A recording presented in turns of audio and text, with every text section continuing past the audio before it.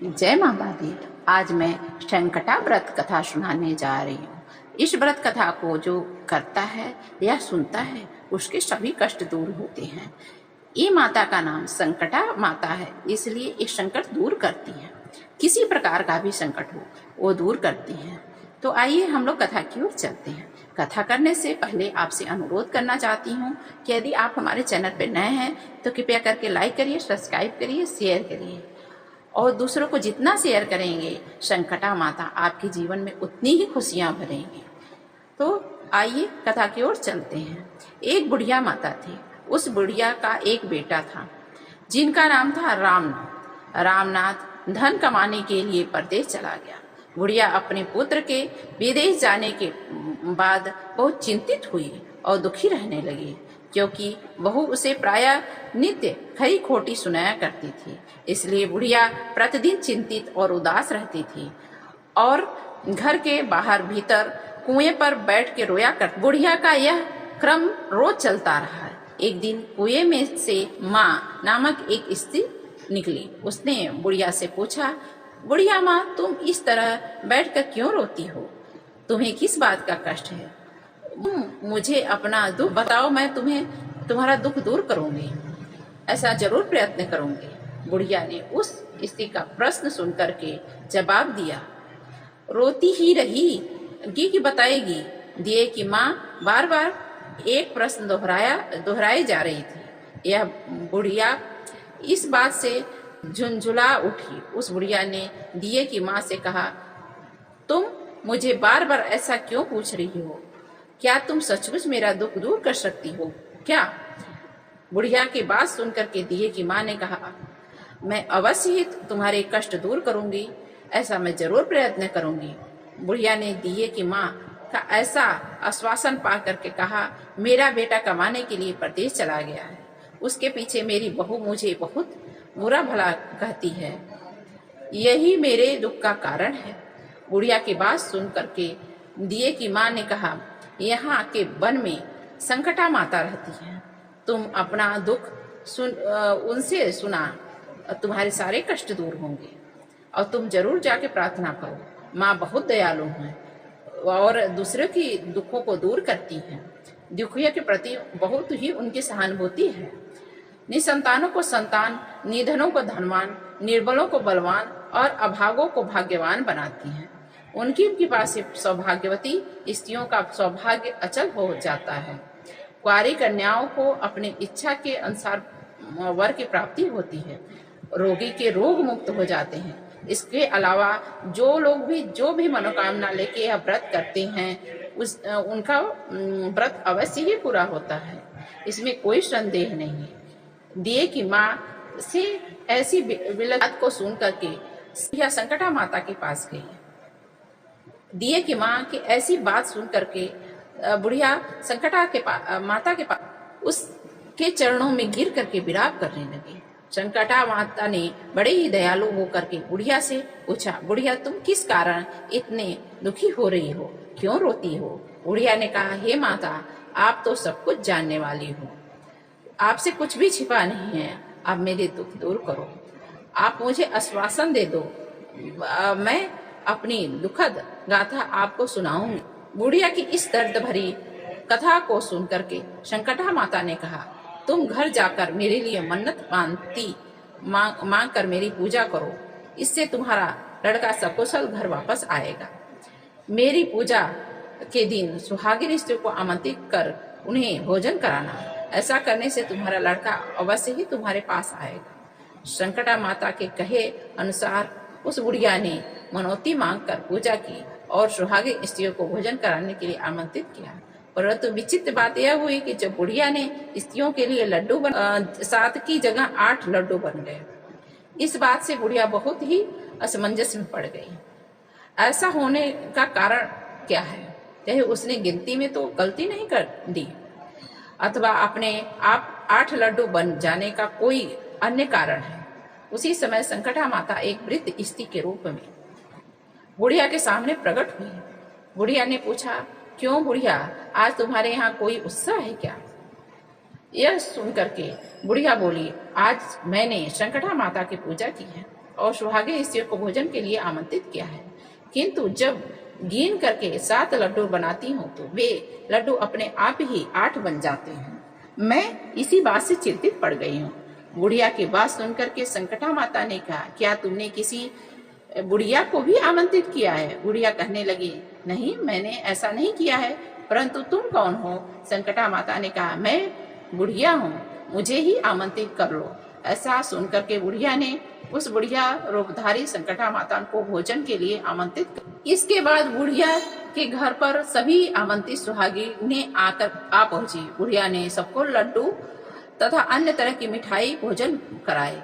इससे संकटा माता उस बुढ़िया पर प्रसन्न हुई और माता की कृपा से उस बुढ़िया के बेटे के मन में अपने माता और पत्नी से मिलने की इच्छा उत्पन्न हुई और वह अपने घर के लिए चल दिया। कुछ दिन बीतने के बाद बुढ़िया संकटा माता की पूजा कर सुहागिनियों को भोजन करा रही थी कि किसी ने उसके लड़के के आने की सूचना दी, लेकिन बुढ़िया अपने काम काज में लगी रही। उसने कहा, लड़के को बैठने दो, मैं सुहागिन को जिमा कर अभी आती हूँ। लड़के की बहू ने पति के आने का समाचार सुना।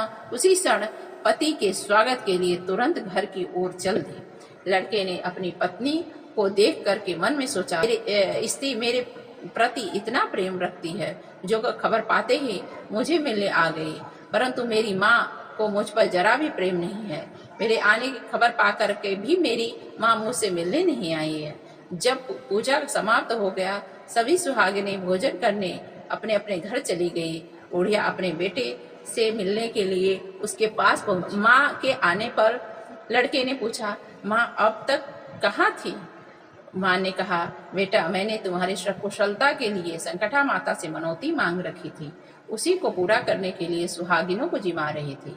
संकटा माता की कृपा से उसका मन अपने पत्नी से हट गया। उसने माँ से कहा, माँ, या तो मैं यहाँ रहूंगा या यह रहेगी। बुढ़िया ने कहा, बेटा, तुझे मैंने बड़ी कठिन तपस्या से पाया है, इसलिए तुम्हें छोड़ नहीं सकती, इसलिए चाहे बहू का त्याग भी करना पड़े मैं कर सकती हूँ। अतः लड़के ने अपनी स्त्री को घर से निकाल दिया। घर से निकलकर बाहर आई तो बहुत दुखी मन से एक पीपल के पेड़ के नीचे बैठ के रोने लगी। एक राजा उधर से जा रहा था, उसे रोता देख करके राजा रुका और पूछा, तुम क्यों रो रही है? तब उसने अपनी सारी व्यथा राजा को कह सुनाई। राजा ने कहा, आज तुम्हारे सभी कष्टों को दूर करने का प्रयास करूंगा। यह सुनकर के राजा उस स्त्री को अपने महल में ले गया। महल जाकर के राजा ने रानी को सारी कथा सुनाई। रानी को कहा, देखो, आज से तुम मेरी धर्म बहन बन जा, इसलिए तुम रो मत, मैं तुम्हारे सभी कष्टों को दूर करूंगा। और यह राजा की बात सुनकर के उस स्त्री ने अपने महल के लिए ले गया। महल जाकर के राजा ने रानी को सारी कथा सुनाई। रानी को कहा, देखो, आज से मेरी यह धर्म बहन है, इसलिए महल में रहेगी और इसको किसी प्रकार का कष्ट नहीं होना चाहिए। राजा के यहाँ पहुंचकर कुछ दिन बाद धर्म से प्रेरित होकर रामनाथ की स्त्री ने भी संकटा माता का व्रत करना प्रारंभ कर दिया और संकटा माता के निमित्त सुहागिनों को भोजन कराने के लिए आमंत्रित किया। उसने रानी को भी आमंत्रित किया। जब सभी सुहागिनें लड्डू खाने लगी तो रानी ने कहा, मुझे तो रबड़ी मलाई और स्वादिष्ट मिष्ठान ही हजम होते हैं, यह पत्थर समान लड्डू कैसे हजम होंगे? ऐसी अवहेलनापूर्ण बातें कह रानी ने लड्डू खाने से मना कर दिया। कुछ समय बाद संकटा माता की कृपा से रामनाथ अपनी पत्नी को खोजते हुआ राजा के महल में आया। वहां जाकर अपने पति को संकटा माता की पूजा करते हुए देखा तो संकटा माता का हाथ जोड़ के प्रणाम किया और अपनी पत्नी से कहा, प्रिय, मेरे अपराध को क्षमा करो। पत्नी ने कहा, नाथ, यह प्रारब्ध है जो कि मैंने अपना दोष नहीं समझा। आप मेरे ईश्वर स्वरूप हो, मेरे ही अपराधों को। यह कह करके दोनों ने विधि पूर्वक संकटा माता का व्रत कथा सुनी, संकटा माता की पूजा की। पूजा को समाप्त कर सुहागिनियों को जिमाकर दोनों पति पत्नी अपने घर की ओर प्रस्थान के लिए तैयार हुए। जाते समय रामनाथ की स्त्री ने राजा रानी से कहा, जब तुझ पर दुख पड़ा तो आप लोगों ने धर्म बहन बनाकर मुझे आश्रय दिया। यदि आपको किसी तरह की सहायता आवश्यकता हो तो मेरी कुटिया में निसंकोच चलें। ऐसा कह करके दोनों पति पत्नी अपने घर चले आए। संकटा माता के प्रसाद का निरादर करने के कारण रानी पर भारी संकट आ पड़ा। रामनाथ की बहू के जाते ही उसका राजपाश नष्ट हो गया। ऐसी विपत्ति पड़ गई कि रानी ने राजा न मालूम धर्महन कैसी थी, उसके यहाँ से जाते ही सब कुछ नष्ट हो गया। रानी ने राजा से कहा, जाते समय वह कह गई थी, कष्ट था तब मैं तुम्हारे यहाँ आई, और जब तुम्हारे ऊपर कष्ट होगा तो तुम मेरे यहाँ जरूर आना, इसलिए हम लोग उसके पास चलेंगे। ऐसा विचार करके राजा रानी दोनों अपने धर्म बहन के घर गए। वहां जाकर रानी ने कहा, बहन तुम्हारे जाते ही ऐसा क्या हो गया कि हमारी सारी संपत्ति नष्ट हो गई, हम लोग बहुत परेशान हो गए। रानी की बात सुनकर के रामनाथ की स्त्री ने कहा, बहन मैं तो कुछ नहीं जानती, मेरी तो कर्ता धर्ता संकटा माता है, इसके अतिरिक्त कोई दूसरा नहीं है, इसलिए मेरी राय में यह संकटा माता से अपने भूल के लिए क्षमा याचना करो। उन्हीं की मान मनौती से तुम्हारा काम बन जाएगा, तुम्हारे सारे बिगड़े काम अपने आप सुधर जाएंगे। रामनाथ की इतनी बातें सुन करके रानी ने श्रद्धापूर्वक संकटा माता का व्रत किया और सुहागिनी को जिमाकर अनजाने में हुई अपनी गलती को संकटा माता से क्षमा मांगी और कहा, मैं ऐसी गलती कभी नहीं करूंगी।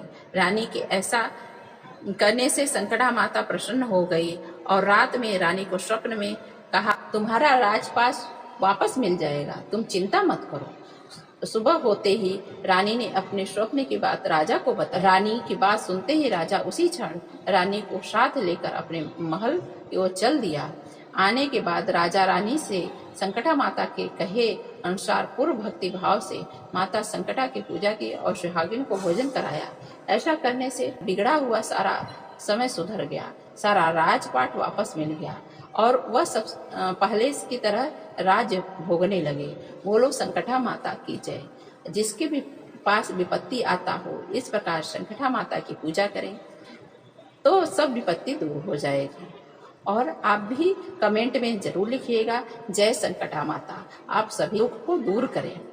संकटा माता सबके सब कष्टों को दूर करने वाली हैं। मैं प्रार्थना करती हूँ कि संकटा माता जो कथा सुने उसकी सभी विपत्ति दूर करना। ओम हर हर महादेव।